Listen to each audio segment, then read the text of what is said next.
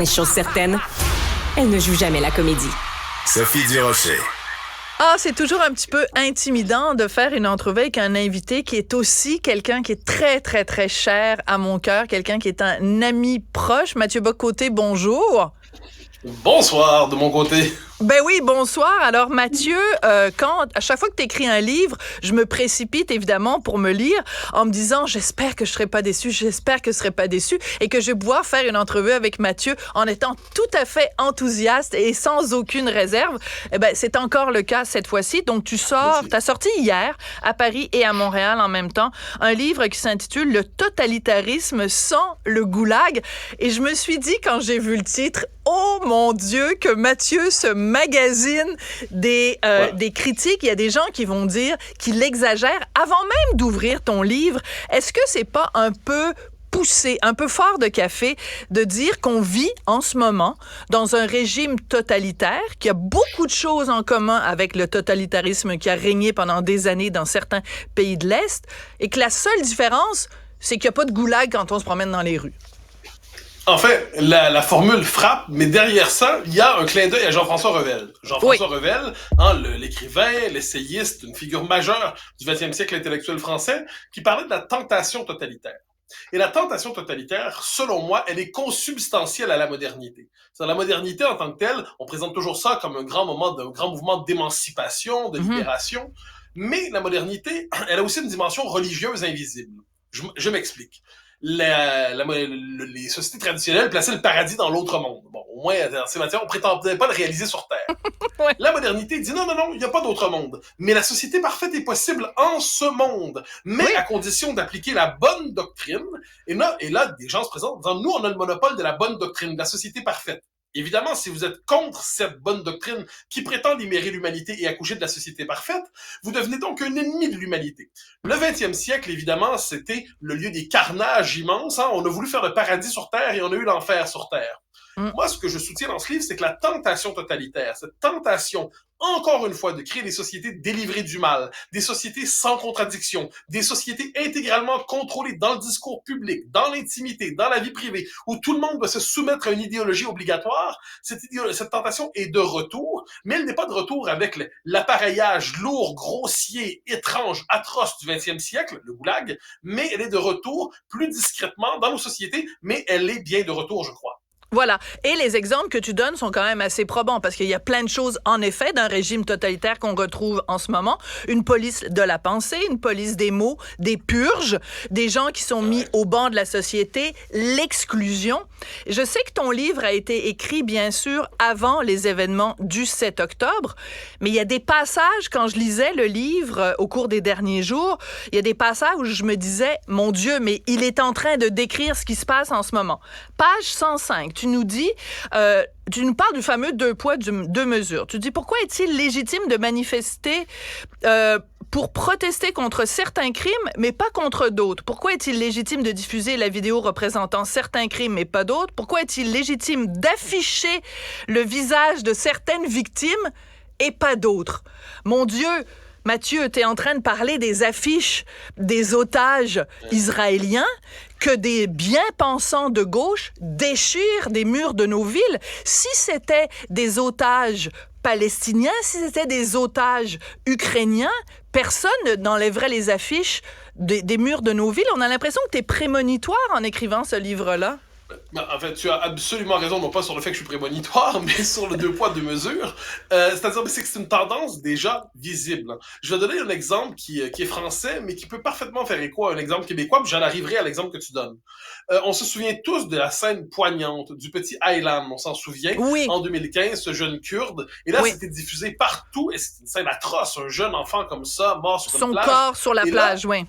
Absolument. Et là, tout le monde dit effectivement cette scène est atroce. C'est à l'origine, cette scène-là, de la décision d'Angela Merkel d'accueillir à peu près 1 million, sinon davantage, d'une colonne migrante, en fait, de Syriens et plus largement avec les troubles que ça a causé en Europe. Bon.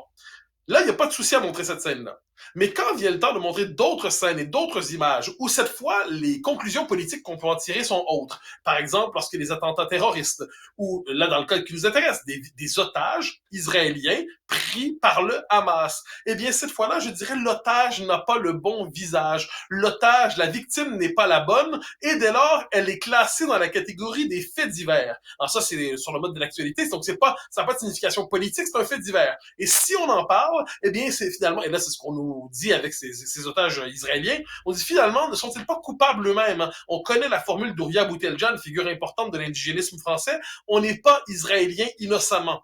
Autrement dit, le simple fait d'être israélien vous transforme en coupable par votre participation à cet État. Mais c'est la logique du deux poids, deux mesures. Et moi, je pense que c'est dans le rapport trouble de plusieurs aux médias aujourd'hui, au discours public, aux élites. Il y a ce deux poids, deux mesures partout ressenti qui exaspère profondément. Oui. Alors, ben justement, là, je vais aller un petit peu plus loin parce que je voulais citer un autre extrait, mais puisque tu parles des médias, je m'en vais tout de suite à la page 238 parce que tu cites Milan Kundera, qu'on adore, évidemment, et tu dis, dans le fond, que il parle de cette espèce de figure du commissaire politique qui, aujourd'hui, il n'y a pas de commissaire politique, évidemment, dans le régime totalitaire que tu appelles le régime identitaire ou le régime diversitaire, mais alors, on n'a pas besoin de commissaire parce qu'on a les journalistes de gauche. Et moi, c'est ça que j'aime dans ton livre, Mathieu, c'est que oui, tu utilises des mots extrêmement compliqués, à rallonge, et comme tu viens d'en utiliser un, la consubstantialité ou quelque chose comme ça, mais il y a aussi beaucoup d'humour dans ton livre, et quand tu compares donc le journaliste de gauche à un commissaire politique, c'est assez hilarant quand même. Et c'est malheureusement exact. Je donne un exemple français qui est arrivé hier et aujourd'hui. D'accord. Alors, dans l'Obs, qui est un journal, donc c'est postérieur à la sortie du livre, dans l'Obs, l'ancien Nouvel Observateur, il y a un article fait par une spécialiste de l'extrême droite, entre guillemets, autrement dit, une chasseuse de démons. Eh bien, elle s'intéresse, et là c'est intéressant, donc elle s'intéresse à des gens qui vivent en colocation dans le même immeuble. Et là, elle dit c'est la coloc, la colocation du diable. Parce qu'elle dit Charlotte Dornelas, qui est une journaliste au Journal du Dimanche, Geoffroy Lejeune, mais aussi Marion Maréchal, puis deux autres, habitent dans le même immeuble. N'est-ce pas l'immeuble de toutes les conspirations? Et là, elle donne toutes les informations pour qu'on sache où est cet immeuble. Elle s'imagine une conspiration qui s'y traîne, donc elle dévoile des éléments de vie privée sur chacun d'entre eux. Ça, c'est vraiment sur le mode du délateur. Et une des raisons, je pense que c'est une des raisons pour lesquelles je serais incapable d'être de gauche, j'emprunte la formule à Guy Debord, c'est que je suis étranger à l'esprit de délation. Or, qu'est-ce qu'on voit? Et ça, on le voit dans plusieurs cas. Le journalisme de gauche, c'est quoi sa fonction généralement? C'est de coller tout de suite l'étiquette à quelqu'un pour qu'on sache qu'il est infréquentable. Donc, selon le sujet, on va dire réactionnaire, extrême droite, fasciste, ou encore, on va dire simplement ignorant, populiste, démagogue, polémiste. Donc, le journaliste de gauche, sa fonction, c'est de coller une étiquette, une sale étiquette à celui qu'il n'aime pas pour faire en sorte qu'avant même que la personne à qui on a collé cette étiquette parle, on sait d'avance qu'il est infréquentable. On sait d'avance que c'est quelqu'un qu'on ne doit pas citer. On sait d'avance que c'est quelqu'un on doit susciter le dégoût autour de cette personne. Et de ce point de vue, pour moi, ce sont véritablement ils sont dans une logique d'exorcisme. C'est-à-dire, c'est ce qu'ils disent. Quand on identifie quelqu'un en traitant d'extrême droite, on discute pas avec l'extrême droite. Donc, tout ce qui reste à faire, c'est répéter sans arrêt, comme dans une séance d'exorcisme, extrême droite, extrême droite, extrême droite, pour que tous, au moins, sachent que si vous êtes d'accord avec cette personne, vous êtes contaminé. Vous êtes coupable par association. Par association. Et plus encore, eh ben oui. Et si vous avez l'odieux de ne pas vous-même utiliser le terme extrême droite pour parler de cette personne, donc vous êtes complice de cette personne parce que vous refusez de la diaboliser. Moi, ces mécanismes de diabolisation, je les trouve atroces, et ça, ils sont directement hérités de l'URSS, de la Chine de Mao, non, sans le goulag, sans le laogai, mais les mêmes méthodes de persécution médiatique et civique demeurent.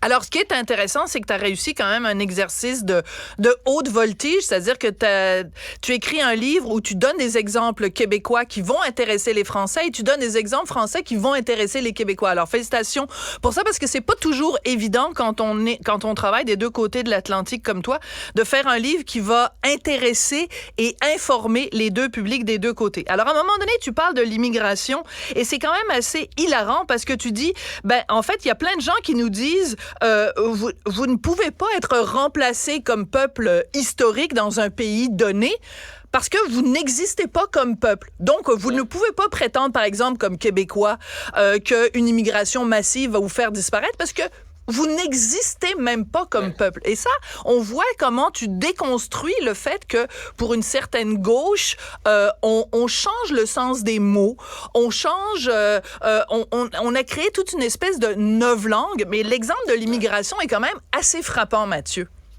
Ah, mais t'as absolument raison. Non, je pense qu'une des questions centrales, c'est le rapport au langage. Oui. Aujourd'hui, qui s'aventure dans l'espace public, il doit lire la plupart des médias, je dirais souvent les médias publics, comme un soviétique lisait la Pravda. C'est-à-dire, qu'est-ce qu'on lui dit et qu'est-ce qu'on ne lui dit pas lorsqu'on lui dit quelque chose. Et sur la question de l'immigration, c'est fascinant. Pendant longtemps, on nous expliquait l'immigration massive n'existe pas. Une fois qu'on a reconnu qu'elle existait, on a dit mais elle est nécessaire et sans ça, on serait pauvre. Lorsqu'on a dit oui, mais vous savez, on n'est pas capable de l'intégrer, le nouvel argument, c'est mais qu'est-ce que c'est ce concept de capacité d'intégration? Ça ne veut rien dire. Et là, on dit oui, mais on ne veut pas devenir minoritaire chez nous. Mais on dit mais quel est ce nous auquel vous faites référence? Vous n'existez pas. Si la majorité historique francophone est une fiction d'esprit, une hallucination identitaire, eh bien, elle ne risque pas de devenir minoritaire en son propre pays. Si les Français, comme peuple historique, n'existent pas, tout ce qu'ils ont sont les valeurs désincarnées, mais ils ne risquent pas de devenir minoritaires chez eux. Donc là, c'est ce que j'appelle le démographe lysenkiste. Hein? Lysenkiste, au sens de Lysenko. Ouais. Lysenko, ce savant soviétique, entre guillemets, qui nous avait expliqué que finalement, en fait, je résume en un mot, il soumettait la génétique au marxisme-léninisme. Mais aujourd'hui, on soumet la démographie, on soumet la sociologie à cette idée que l'immigration massive est toujours nécessaire et absolument inévitable. Et bien moi, ça me frappe. Et c'est un argument qu'on nous dit, vous pouvez pas disparaître comme peuple, vous n'existez pas. Ah ben, mais certains peuples sont étonnés à l'idée de leur inexistence. Alors, ils se révoltent. Quand ils se révoltent, de quoi les accuse-t-on? De populisme et de racisme. Alors là, dès que vous rappelez que vous existez, on voit bien là la preuve que vous n'existez que pour le pire. Ça fait un débat démocratique assez vicié. Ouais. Alors, un autre moment, tu parles, en fait, parce qu'on est toujours, en fait, l'importance des mots et dans ce fameux régime diversitaire, on se fait accuser d'incitation à la haine et tu dis, ben, dans le fond, dans un régime diversitaire, on nomme haine l'opposition attachée aux revendications identitaires minoritaires. Donc, ça relève de la haine si on s'oppose à la religion minoritaire, si on s'oppose à la théorie du genre, si on s'oppose au multiculturalisme, si on s'oppose à l'immigration massive. Donc, finalement, toi, moi et un certain nombre de nos collègues, mais on est perçus vraiment comme des gens absolument haineux pour ce régime diversitaire. Je suis surprise, d'ailleurs, parce que je te regarde, Mathieu, je te vois, mais qu'est-ce que tu as fait avec tes petites cornes et ta queue? Ta queue du diable? Tu les as cachées. Ah, mais quel subterfuge tu fais! Parce que t'es Belzébuth incarné, Mathieu, pour une certaine gauche. Mais t'as raison sur la question de la haine, qui est pour moi une question centrale. Parce que la haine, on est tous contre. Hein. La haine, c'est pas un sentiment honorable. Or, on nous explique que la définition de la haine, quand on se penche, par exemple, dans les chartes des réseaux sociaux, hein, qui nous disent que les discours haineux sont interdits, quand on s'intéresse aux lois qui veulent interdire les discours haineux, eh bien, la haine en tant que telle, ce n'est pas la haine classique au sens je déteste cette personne, puis je vais l'assassiner, puis je vais l'anéantir parce que je peux pas la blairer. Non, c'est pas ça. C'est l'opposition théorisée ou instinctive aux différentes revendications dites minoritaires. Voilà. Et là, par exemple, si vous considérez, à la manière de l'humanité, je dirais, de la première manifestation humaine sur Terre jusqu'à il y a 5 ans, qu'un homme et une femme, c'est assez facile à distinguer, puis il y a une dimension anatomique. Si vous considérez que la dimension anatomique est plus importante que ce qu'ils appellent aujourd'hui le ressenti de genre, vous êtes dans le discours haineux. Et je donne un exemple là-dessus qui est français, qui m'a semblé marquant. En 2022, le Planning familial, une association féministe, dit « Nous savons, nous, qu'un homme peut être enceinte. » Bon, d'accord. Et là, la ministre de l'égalité entre les sexes à l'époque en France, Isabelle Rome, dit « Si vous n'êtes pas d'accord avec ça, eh bien, vous êtes transphobe et vous faites le jeu de l'extrême droite. » Donc, rappelez qu'un homme peut pas être enceinte, c'est faire le jeu de l'extrême droite. Parce que l'extrême droite, c'est la haine, et on ne discute pas avec la haine, et on fait un cordon sanitaire contre elle, et on ne parle pas à ces gens. C'est quand même assez fascinant. Et ça, on le voit chez nous aussi. Quand on a vu, par exemple, l'opposition, à tort ou à raison, aux drag queens dans les écoles. Ben, j'allais te parler de ça. Parce que j'avais écrit une chronique, Mathieu, dans le Journal de Montréal, toute simple, dans laquelle je disais, il y a énormément de drag queens partout. Je ne suis ni pour ni contre, mais ce phénomène-là me laisse indifférent. Je me laisse indifférent. Eh bien là, on m'a accusé d'avoir un propos haineux envers les drag queens. J'exprime mon incompréhension de ce phénomène-là et on me traite de haineuse. C'est un petit peu le monde à l'envers, quand même. Ah non, mais c'est fascinant parce que c'est que tu ne comprends pas la révélation religieuse des temps présents. Non. Alors, si tu la comprends pas, ce Je qu'il l'ai faut, pas eu. c'est t'expliquer jusqu'à ce que tu comprennes. Si tu comprends vraiment pas, il faut te chasser de l'espace public. Il faut Sur faire cette ma question-là, moi, je me rééducation. souviens. C'est ça. Ah ben oui, la rééducation, c'est essentiel. Là, maintenant, c'est revendiqué. Hein, c'est assez bizarre. Et moi, j'avais dit à ce moment-là, parce que dans ce moment-là, qu'est-ce que c'est une drag queen dans une école, dans une bibliothèque scolaire? C'est un homme déguisé en femme hypersexualisé qui va lire des contes d'un enfant de 5 ans célébrant la diversité. Si on s'oppose à ça, puis moi, tu me classes pas dans les indifférents, moi, j'étais contre. Ben je non. trouve que ça n'a aucun bon sens. Bon. Eh bien, je me rappelle d'une figure très connue de notre vie intellectuelle et plus médiatique, en fait, qui a dit c'est le nouveau visage de l'extrême droite. Donc, vous savez, l'extrême droite s'est rendue s'opposer à la présence des drag queens dans les écoles. Et ça, c'est au Québec qu'on a traité quelqu'un d'extrême droite pour ça. Et c'est pas n'importe qui. La politesse m'interdit de le nommer, mais je le cite dans le livre. Pour moi, c'est important. Donc, l'extrême droite, maintenant, c'est refuser les drag queens à l'école. Alors ça, on se dit, ce concept-là ne veut plus rien dire. Il sert simplement, non pas à décrire, mais à décrier. Et pour ça, tu connais la formule, hein? On dit c'est des idées nauséabondes. Moi, ces gens-là, ils pensent du nez. Il pense du nez, c'est très bon. Écoute, je vois que tu donnes plein d'entrevues en France, donc je vois que le tapis rouge t'est déroulé. Espérons qu'il te sera déroulé de même manière. À quel accueil tu t'attends de la part de la gauche québécoise, c'est-à-dire la plupart des médias à part québécois? Tu t'attends à quoi? Quel genre d'invitation? Quel genre de discussion, par exemple, penses-tu avoir avec Marie-Louise Arsenault ou Penelope McQuaid? Ah bon mon Dieu. Alors je distingue, je rends hommage à une personne, ça l'a dit, Guy Lepage m'avait invité pour ce dimanche.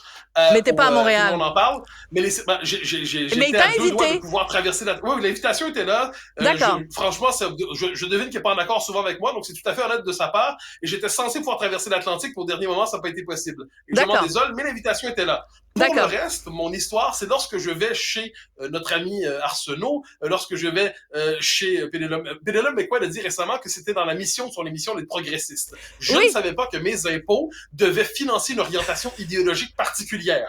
Enfin, déjà que je savais que Radio-Canada avait une mission... Ce qu'elle définit comme progressiste, parce que j'aimerais ça savoir, si elle est progressiste, ça veut dire que tous ceux qui pensent pas comme elle sont donc régressifs. C'est quand même assez particulier.